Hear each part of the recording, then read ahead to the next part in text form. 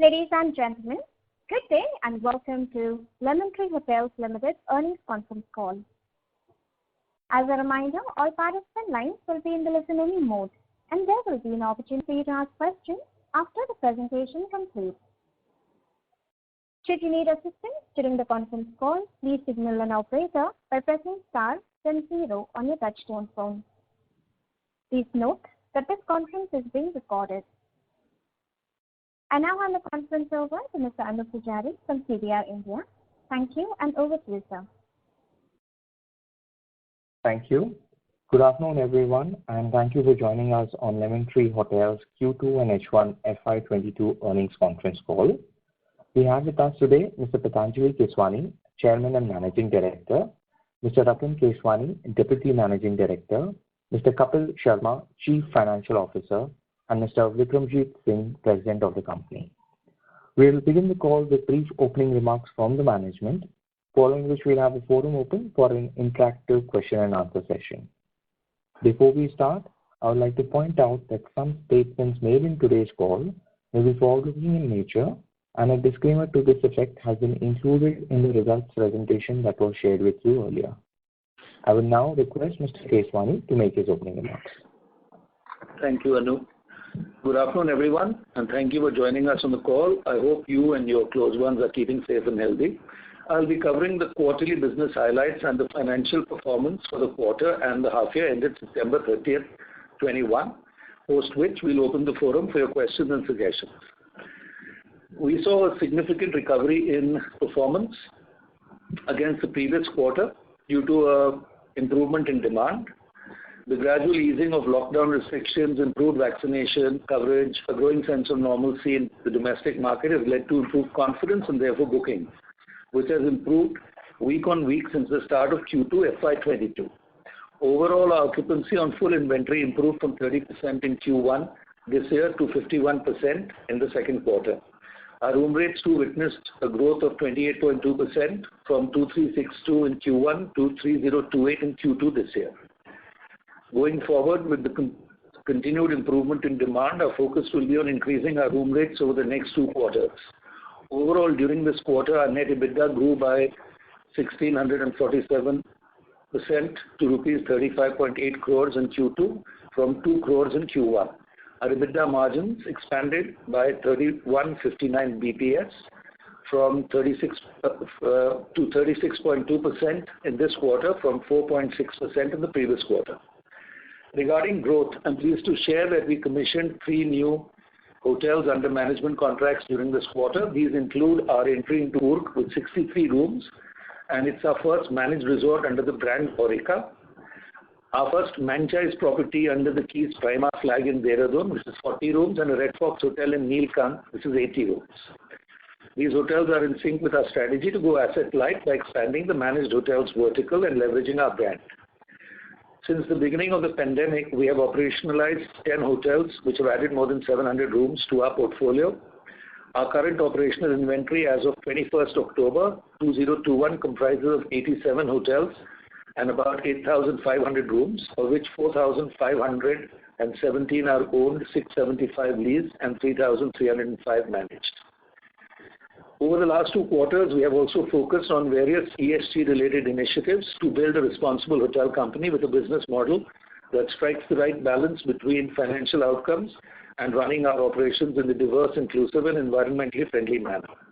We are happy to share that Lemon Tree is working towards quantified goals for 2026, which include targeting 30% opportunity-deprived Indians and 15% women in our workforce, 15% reduction in our energy consumption intensity, with 50% of our total energy consumption from renewable sources, a 40% reduction in greenhouse gas emissions, a 10% reduction in water consumption intensity, and 100% certification of green buildings in our full owned and leased portfolio.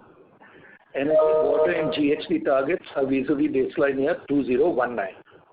Towards this, we published our first sustainability report focusing on environmental, social, economic, and governance parameters.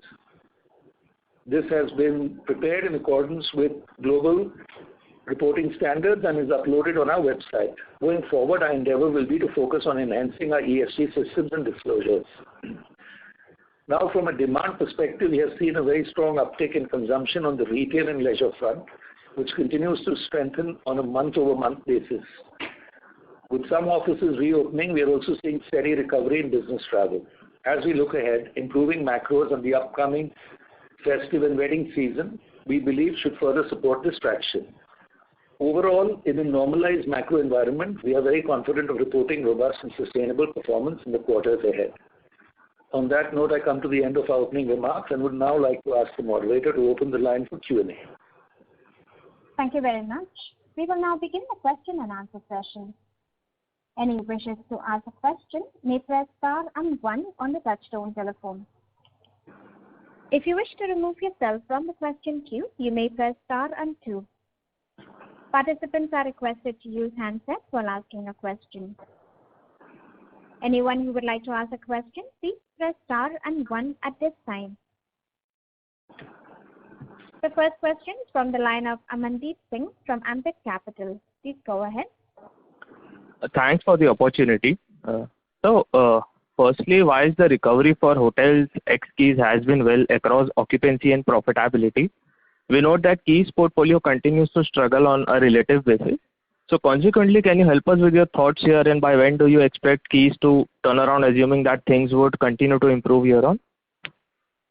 So Keys owned portfolio, Amandeep, is a little under 1,000 rooms, of which over 250 rooms are in Kerala. And Kerala as a market has been completely demolished by COVID even now. So it is struggling to get any form of recovery. Another large number is about 400 rooms in Bangalore, of which 230 rooms I think are in Whitefield. Whitefield is another market which is heavily dependent on not only large corporates but IT in specific, large IT companies.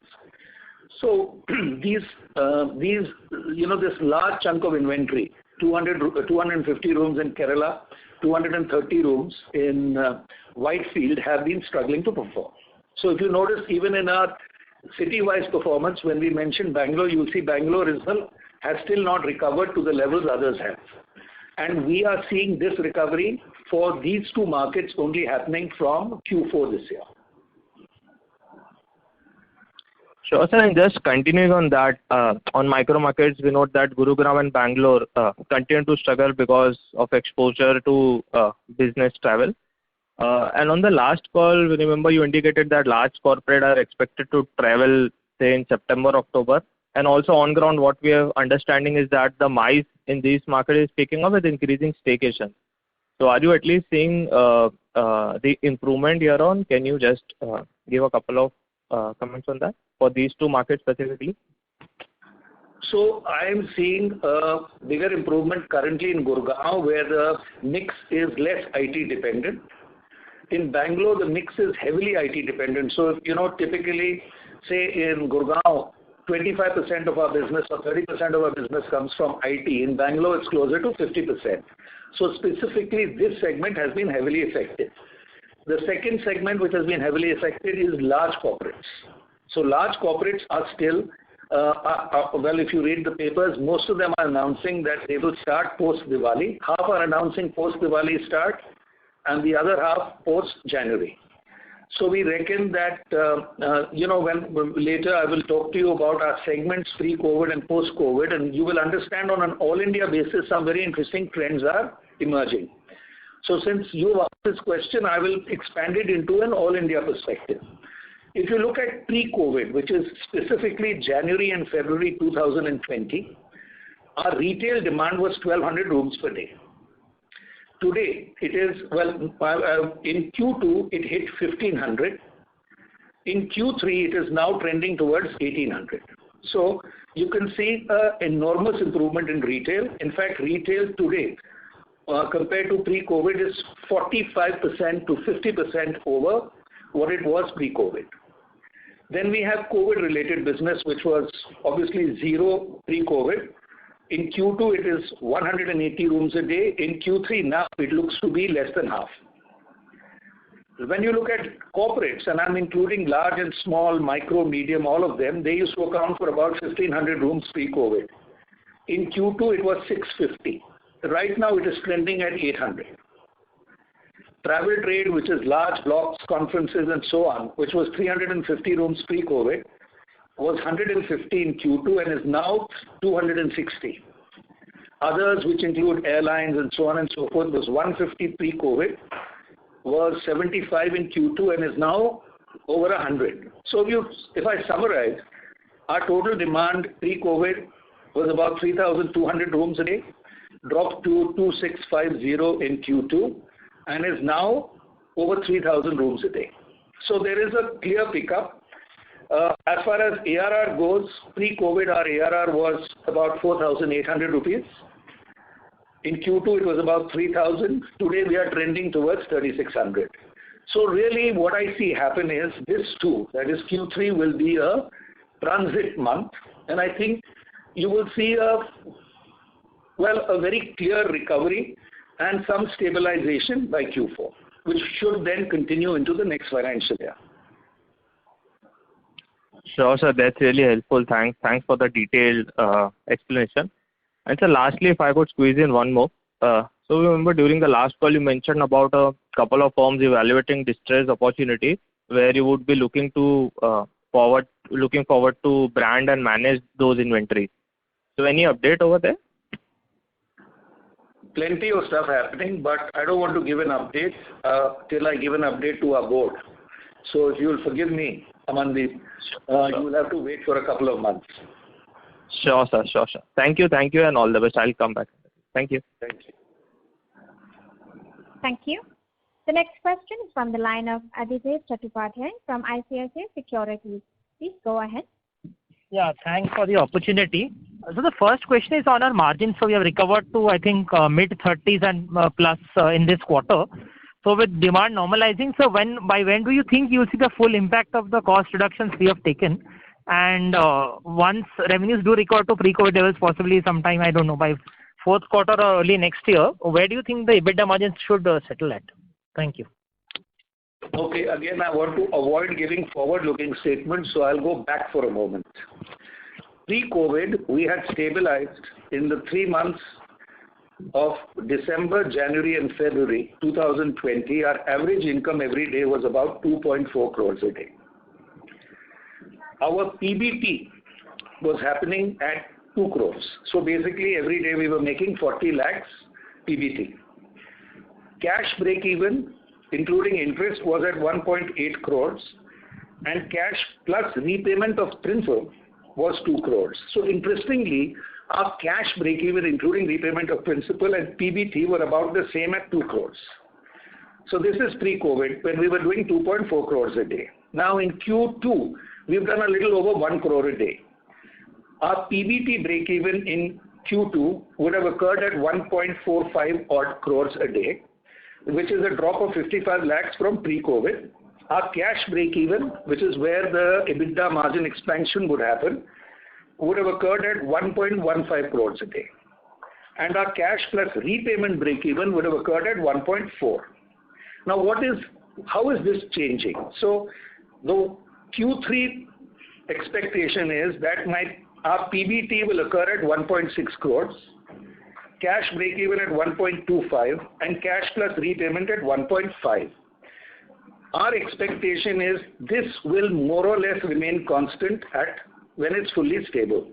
So this 1.6 crores of PBT at most will go to 1.7 crores. Cash break-even will happen at 1.35 crores, and cash plus repayment of principal at 1.6 crores. Which means effectively, if you compare this with pre-COVID, we expect that on a fully normal basis, based on permanent structural cost changes we have put in place, our EBITDA margins on an apple-to-apple basis would have expanded by about 120 crores a year. So our expectation is that once we hit 1.6 to 1.7 crores revenue, which is about 15% over where we are today, then we will be PBT break-even and cash positive by about 130, 140 crores a year. So that's what we are really looking forward to in the next 3 to 4 months. Then, of course, the question is, when do we get back to pre-COVID levels of revenue? I'm pretty sanguine that it will happen in H1 next year. We should be there. At which point, obviously, we will be back. If the understanding is correct, at pre-COVID sort of revenue level, we'll be in between 42 to 43% sort of EBITDA margin. That is the sort of operating leverage we can get in terms 45. of efficiency. 45. Okay. Fine. So the second question was for our Mumbai hotel, the Aurika. So by when do we see how the capex plan shaping up over there, and when do we see it getting operational? So if you look at our cash position, when we raised 175 crores from APG last year in May, we had about 200 crores of cash. Currently, I think we are sitting on a little over 100 crores of cash, which tells you really in the last 18 months we have been cash out by about 100 crores. We were being conservative on the cash consumption towards the Mumbai property because we were not sure whether wave 2, there would be a more significant wave 3 and so on, like I think the rest of India. So we have continued building Aurika with a single perspective, which is we will open Bombay sometime in mid to late calendar 23, which is say 1.5 to 2 years from now. And we are very much on target. So we have currently, I think, consumed about 380 crores.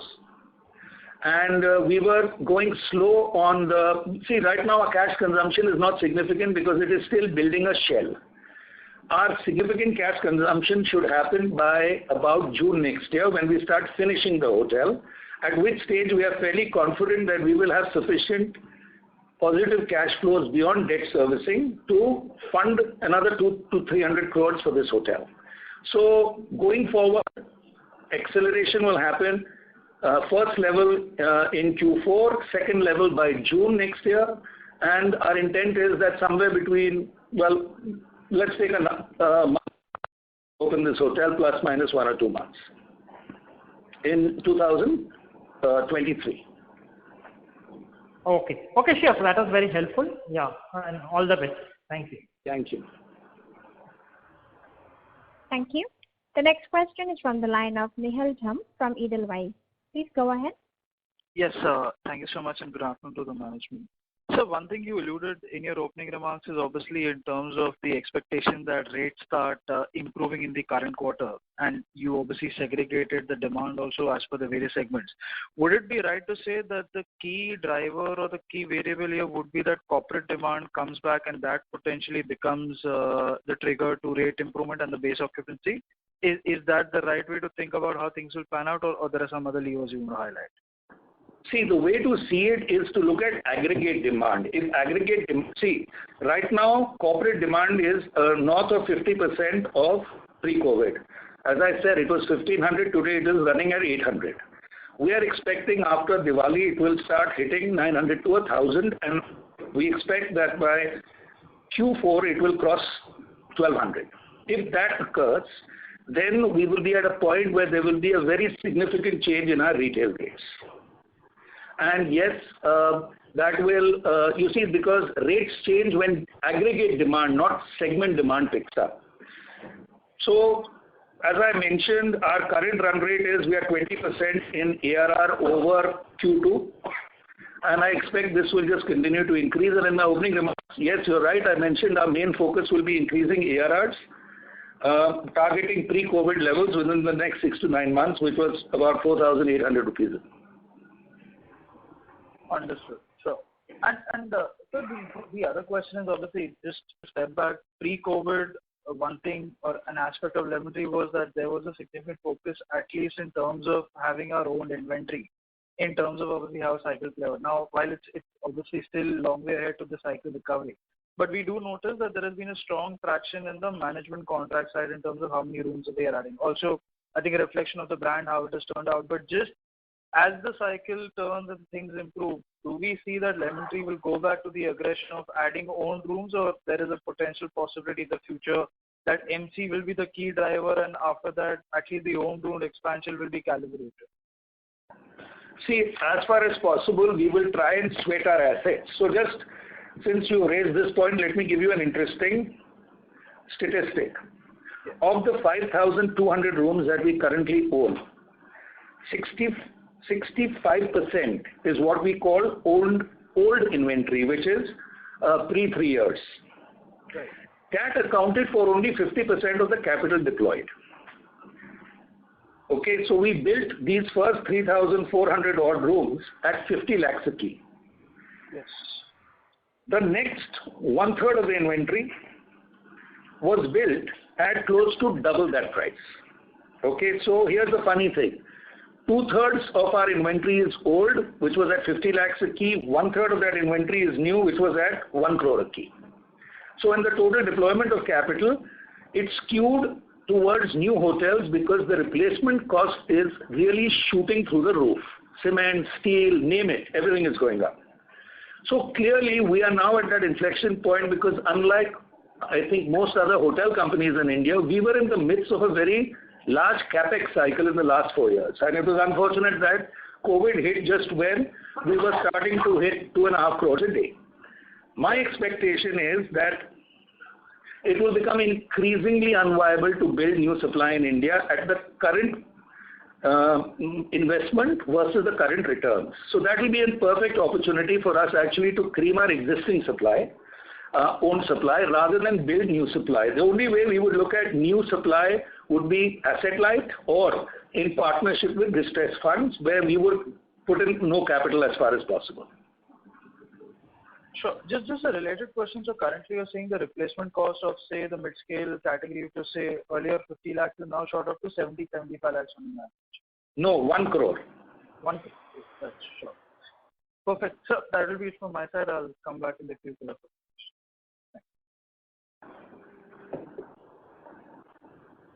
Thank you.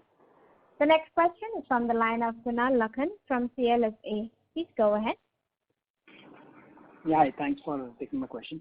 I just wanted some explanation on in terms of what are you expecting will drive the ADR recovery to the pre-COVID levels in the next 9 months. I understand, in your earlier remarks you highlighted that you're expecting the corporate recovery, but to assume that corporate recovery will go back to the pre-COVID level, kind of attraction, is it too far-fetched to assume that to happen too early? I would suggest again that we don't look at individual segments. Let's look at the absolute demand. So let me come back to a point I made earlier, which is pre-COVID we were doing 3,200 rooms in those 3 months of December, January, February, December 19, January, February 20. Today we are at 3,000 rooms. But corporate demand is from 1,500 pre-COVID is down to 800. Correct. Which means in spite of 700 rooms of 50% of corporate demand not being back, we are only 6% away from pre-COVID levels of occupancy. What does this mean? It means that if retail continues to grow at this rate, and this has been happening, by the way, for the last 4 years, not only pre-COVID, but even if you look at us 2 years before pre-COVID, retail demand was growing at 20% a year for our company. My view is that retail will more than compensate for any shortfall in corporate to pre-COVID levels. And that's the key point I'm making. Retail, A, is a higher yield segment, B, is a faster growing segment, and my view is that, and I'm very, very bullish on this, which is that retail plus corporate put together pre-COVID and 6 months from now, those two put together will be 15 or 20% higher than pre-COVID. So it's not only corporate, I'm talking about 2 large segments that drive demand in our hotels. Sure. So that's very helpful. Secondly, also wanted to understand how is going into the festive season and then December and then Q4. How are you looking at demand for banquet bookings and things like that? Very good. See, we are still under certain restrictions. We turned away a large number of bookings because we, for example, in Delhi, we cannot have more than 100 guests in any banquet function. My view is this is going to change in the next 2 months. The key is that once COVID appears to be under control, there will be this huge upsurge in these large block bookings. We already have some tentative bookings.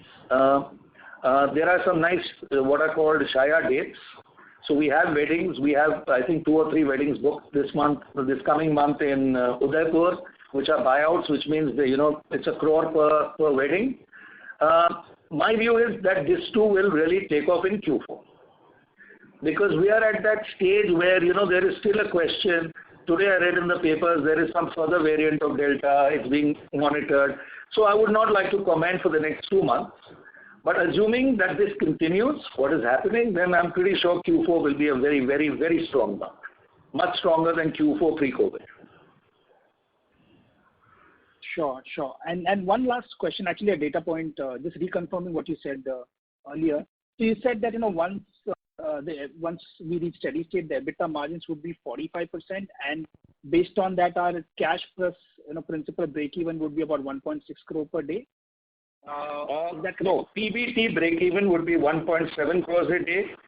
Cash break-even would be about 1.35 crores a day, and cash plus repayment of principal break-even would be about 1.6 crores a day, which is about 20% less than pre-COVID in all cases. Got it, sir. Thank you so much and all the best. Thank you.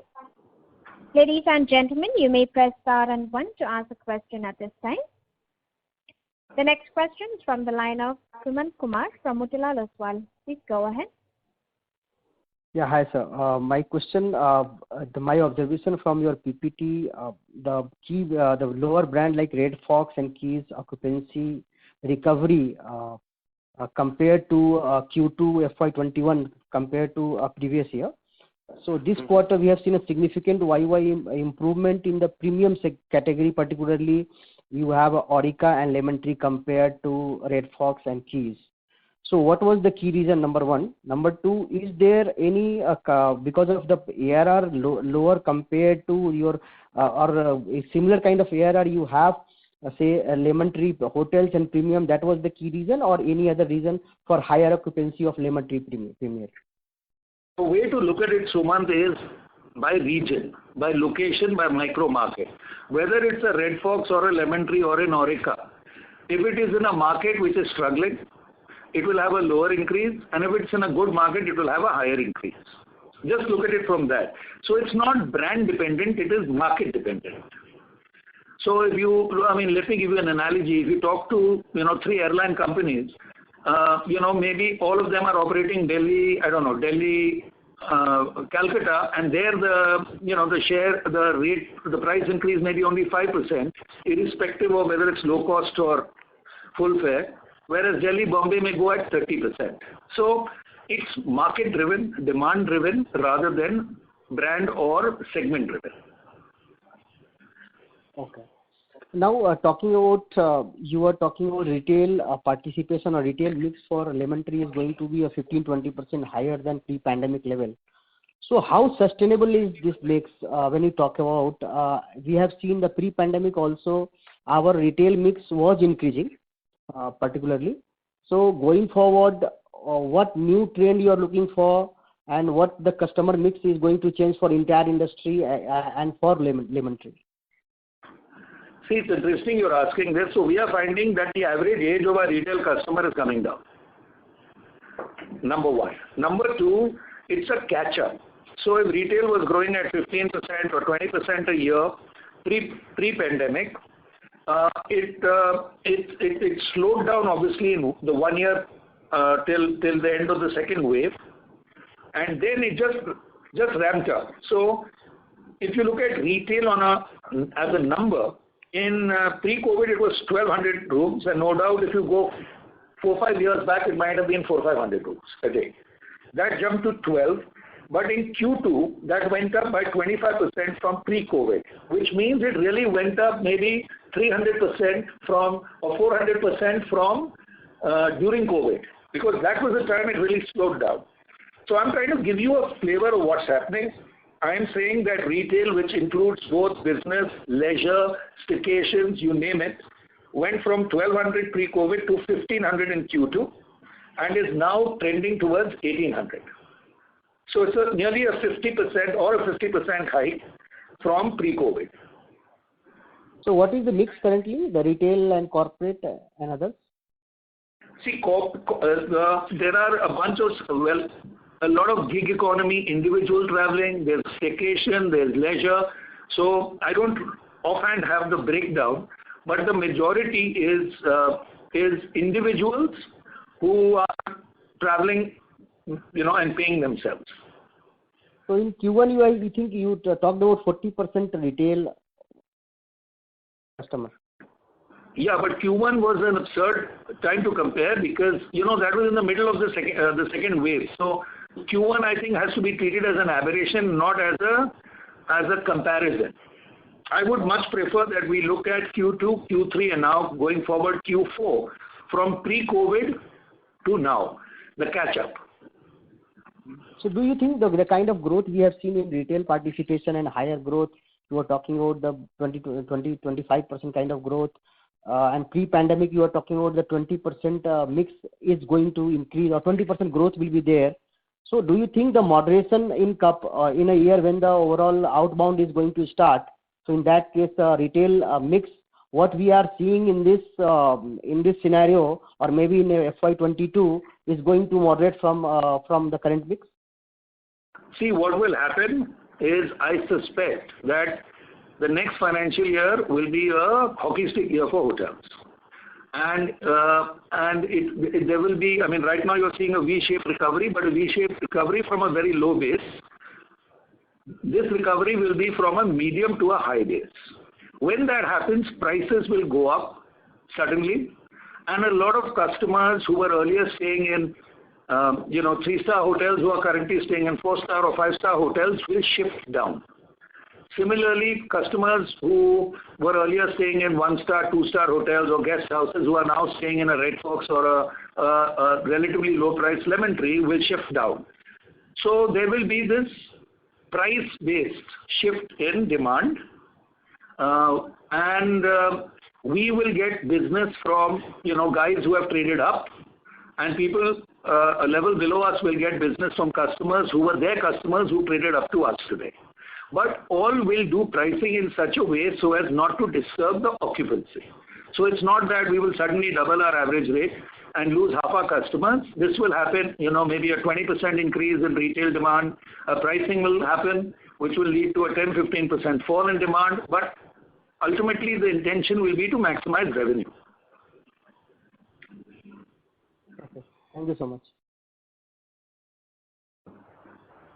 Thank you. The next question is from the line of Achal Kumar from HSBC. Please go ahead. Yeah, hi. Thank you, sir, for taking my question. I have a few questions. First of all, of course, we talked about the retail business offsetting for the loss of the business traffic or corporate demand. So first of all, I want to understand, do you think overall, generally the tightness of the supply and favorable demand could also help the ARR and the occupancy levels? As you said that the construction is not going to happen, and probably some of the hotels might be sitting with the financial stress, so maybe some of the capacity might go out of the space, and then probably that could help demand supply balance. Do you think that could also happen positively for the industry? So that is my first question.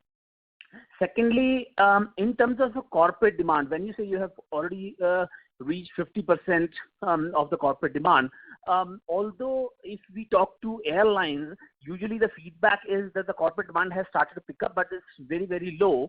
So exactly what sort of corporate demand do you notice? Because if airlines are saying that corporate has not started traveling, so what sort of corporate demand is it? Are you talking about sort of MSME sector?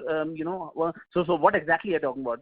So if you could please help me understand these two things. So I link three things. First is what you said about demand supply. So demand is recovering. It is recovering more in some segments, is delayed in some segments like corporate. to answer the third question now, the corporate demand pickup that we are seeing is mostly MSME and a few large corporates who have started but have not reached their pre-COVID levels, which is why we are still maybe 55% of pre-COVID levels of corporate demand. Number two, as far as supply goes, existing supply, yes, there is a lot of distress. How it plays off my guess is as good as yours, but I reckon there will be a delay in operationalizing supply in India, which will play out over the next year to two. Third, new supply. See, the point is, if it costs 1 crore of rupees to build a hotel today, even with relatively low interest rates, you would like a return of 14-15 lakhs a key.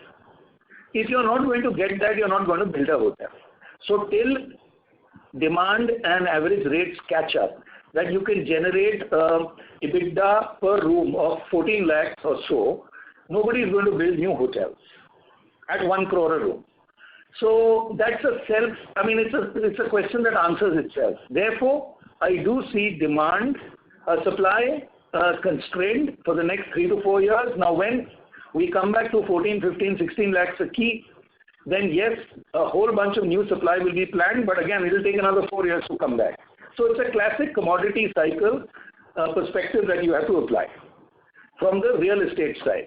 Now, coming to demand, as I said, if you look at how pricing occurs, if you look at us, say, from Q2 last year to Q2 this year, the ARR went up by 15%, the occupancy went up by 70%. So first occupancy, then price. So as I said, occupancy obviously will not grow by another 70% from 50 to 85 in this quarter, but already pricing is now following, which means that in this first 25 days of October, we already see a 20% hike in average rates from quarter two. So it's a dynamic situation, one feeds the other. My broad guess is that when the large corporates start fully, to the extent that they will, which may not be the full pre-pandemic level, but maybe 80-90% of that, then you will see sharp hikes in pricing, and that I am very confident will occur in Q4 this year. Right.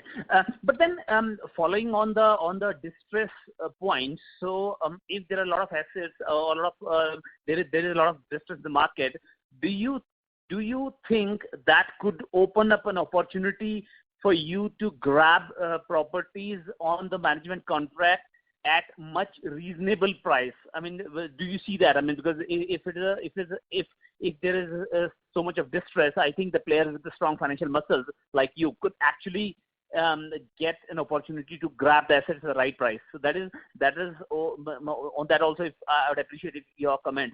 And finally, I would also like to hear your thoughts about the recovery in the international demand. So how do you think? What is your opinion in terms of recovery in the international demand, and what will offset the loss of international demand for you? Okay, so let me start with capital deployment and then international. Yeah. In the last 1.5 years, the maximum criticism that Lemon Tree has received is that it has got A, high debt, B, it's capital intensive. Both are right. The only difference, and I'm pointing it out again, is it's a timing issue. We opened 35% of our inventory, 1/3 of our inventory opened 12 months before COVID, or was operationalized. So what was capital work in progress suddenly became capital, and debt also increased appropriately. But my broader point is, what is that we have? We have, what is our debt today? 1,700 crores on 5,200 rooms is 32-33 lakhs a key. When today, if I build a hotel, I need 1 crore a room. So obviously, the debt was heavy because my book value was much more than any other peer. Because all my hotels were opening, I was in the middle of a capex cycle, for which there was an enormous amount of criticism by people, many of them in this call. But we had to still persevere because we knew that when that cycle, when the supply gets absorbed, then these hotels will generate enormous amounts of profit. Keep in mind, 2.4 crores a day in the last quarter of FY20 was with all our hotels not being stable. We reckon that on a full stable basis, pre-COVID, it should have been 3 crores a day. That did not occur because of COVID. So I think we've learned our lesson. If the market does not want us to, or analysts don't want us to invest more capital, we are quite cool about not doing it. Anyway, we are very asset heavy. When we finish with the Mumbai hotel and Shimla, we will have 6,000 owned rooms, which is a large enough number. And obviously now we want to monetize our brand now, because we built a large enough brand and a popular enough brand, as is evident from the fact that we are getting such a large amount of retail demand. So we will definitely only look at asset light. We will also look at a way to recycle capital out of our asset heavy side. So right now we own 60% of 3,500 rooms. We own 100% of another 1,700 rooms. We will look at ways to lighten, to remove capital out of that business and return it to shareholders in some form. So that's our broad strategy. And the only other thing we have said is we are going to invest some capital in digitally transforming our company in the next 18 months. As you heard earlier, we are working closely with BCG. We're looking at significant revenue enhancements in this market, and that's what we are focused on. So Arjun, I'm trying to answer that from a strategic perspective, not only from a capital perspective. As far as international demand goes, let's see 15th of November onwards what happens. My view is it will still take 6 months to a year, but I'm reasonably sure by October next year, international travel will have come back in India. Right. No, sir. Sorry. Follow up on that. So first of all, in terms of owning, I mean, yes, I understand that you are sort of not trying to own any more hotels, but even on the management contract, I mean, if there is a distress, I'm sure you can sign the agreements on a much favorable terms. That is what I was asking. On the international side, so what exactly, how much of your business was coming from the international tourism, and what will offset that loss? That was my question actually. Sorry. We have very little international business. That is Lemon Tree. It was 10% or 12%, and we have more than. See, let me summarize. From retail alone, retail has grown by 550 rooms a day from pre-COVID to today, and has about compensated for corporate and large corporates. My view is that large corporates are now going to come, and between that revival of large corporate demand and block bookings, my view is it will more than compensate for that 10% loss of international travelers. Right. Okay, sir. Perfect. Thank you so much. Thank you. The next question is from the line of Abhinav Rathi from Sea Worldwide Asset Management. Please go ahead. Thank you. Very interesting presentation. Could you talk a little bit about your loyalty program?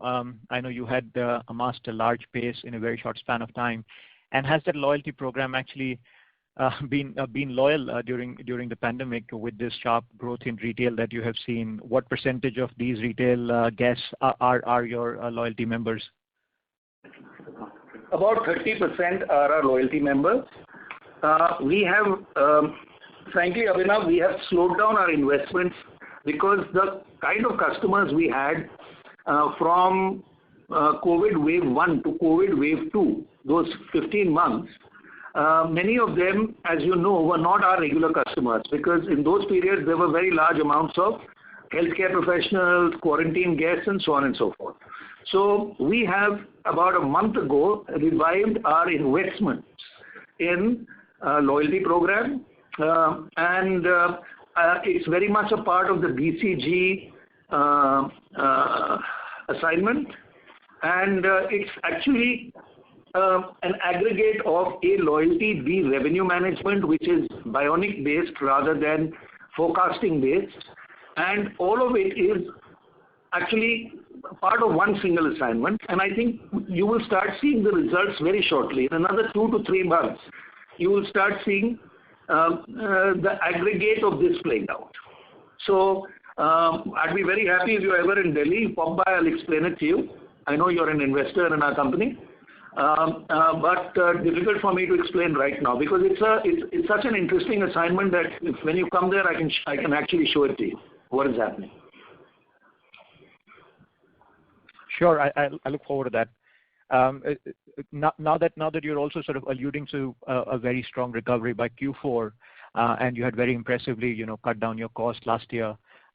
What percentage or what kind of some of these cost cuts would make a comeback as we move towards closer to a complete recovery? So at a PBT level, I reckon at 1.7 crores we will be PBT zero. At 1.35 crores we will be cash zero. So really we are talking about a 20-25% fall from pre-COVID. And that's a permanent drop. Or to put it in a number, it's about 100 to 120 crores a year. Okay. But some of these cost cuts, that you had done with regard to simple things like elevator management, water pressure, and so on and so forth, some of those cost cuts would make a comeback, right, with more occupancy now in the hotels? Yes, some will, some won't. So to give you an idea, our staffing used to be 8,500 people for 8,500 or one person per room. Today it is 0.6 and at full occupancy it will be 0.7. So we'll knock off about 30% of our staff, but because these are mid-level staff, in cost terms it will save about 22% of our wage bill. Now as you know, the wage bill is about 20% of our revenue, so that's 4.5 to 5% of revenue of EBITDA expansion. In power and fuel it will be about 2% of the 10 that we spend normally on power, which means an EBITDA margin expansion of another 2% on revenue. In other cases, we reckon it will be about 4 to 5%. Earlier, we thought it would be 2 to 3. So put together, I reckon our EBITDA margins will expand by anywhere from 11 to 15%.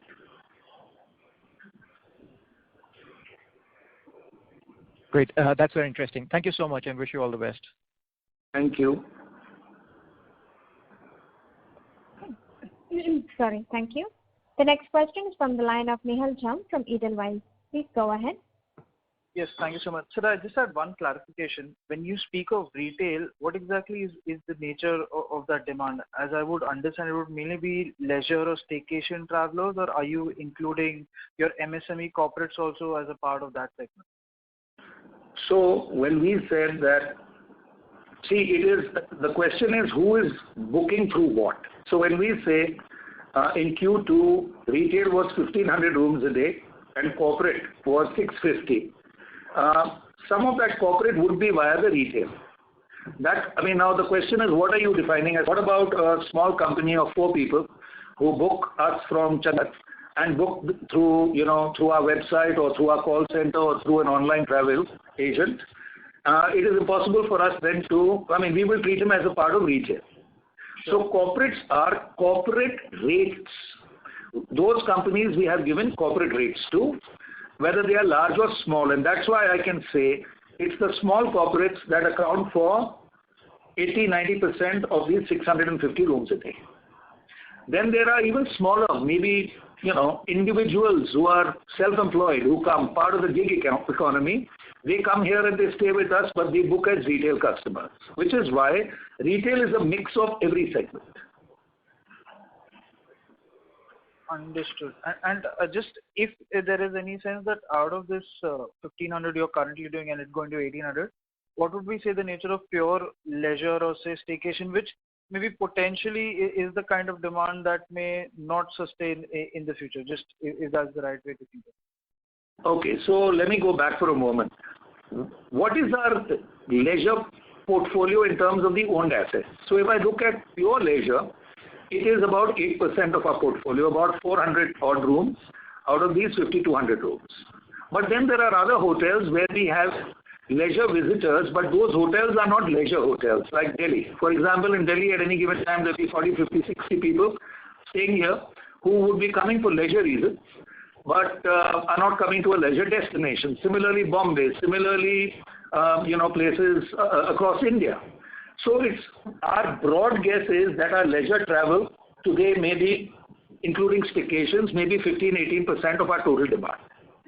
My guess is that including when prices go up, one is staycations will reduce, two, a bunch of customers who would otherwise have stayed with us at a 3,600 rupee ARR will not stay with us at 5,000 bucks. So there will be some loss.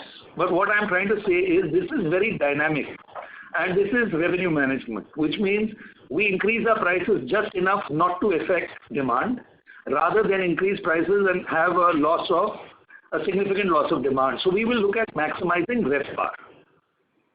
Understood. Very clear. Thank you so much, sir. Wish you all the best. Thank you. Thank you. The next question is from the line of Achal Kumar from HSBC. Please go ahead. Yeah, sorry, sir. Last question.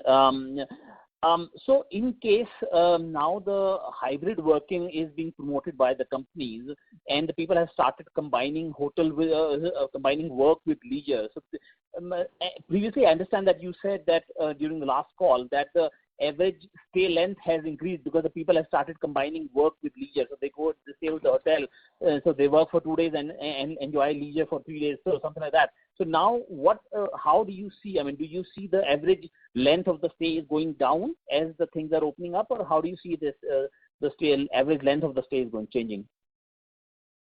I think average length is probably reduced slightly in our case because long stay demand from corporates has reduced.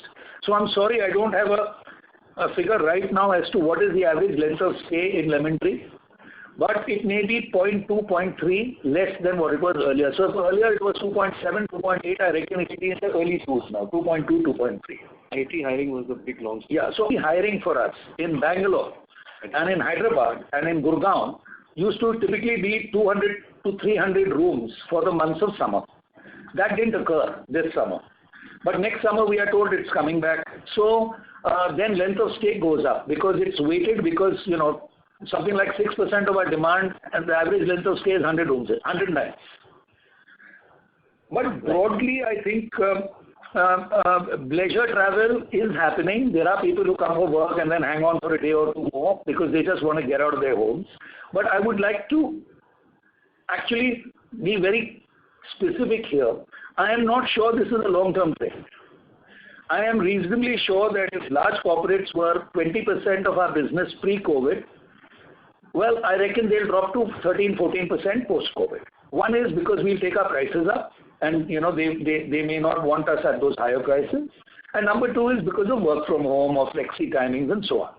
But that's only 7% of our business. Retail, which is 55% of our business, will by then be 65 or 70 at higher rates. So I am very confident that it will be more than compensated by the growth of discretionary retail demand. And interestingly, if you look at China, about 14 years ago, 2006, 7, 8, this happened in China, that retail demand really took off and it became the single most important segment in China. And I reckon it's going to happen in India. You're seeing it even in the stock market, by the way. Yeah. Perfect, sir. Thank you so much. Thank you. Good luck. Thank you. Ladies and gentlemen, you may press star and 1 to ask a question at this time.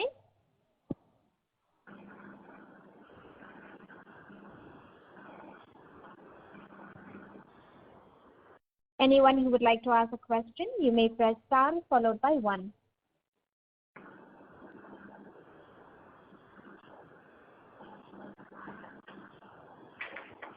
As there are no further questions from the participants, I now hand the conference over to the management for closing comments. So thank you everybody. As usual, I've enjoyed hearing your questions and I look forward to our next conversation post our results in February next year. And have a happy new year and a wonderful Diwali. Thank you. On behalf of Lemon Tree Hotels Limited, that concludes this conference. Thank you for joining us, and you may now disconnect your lines.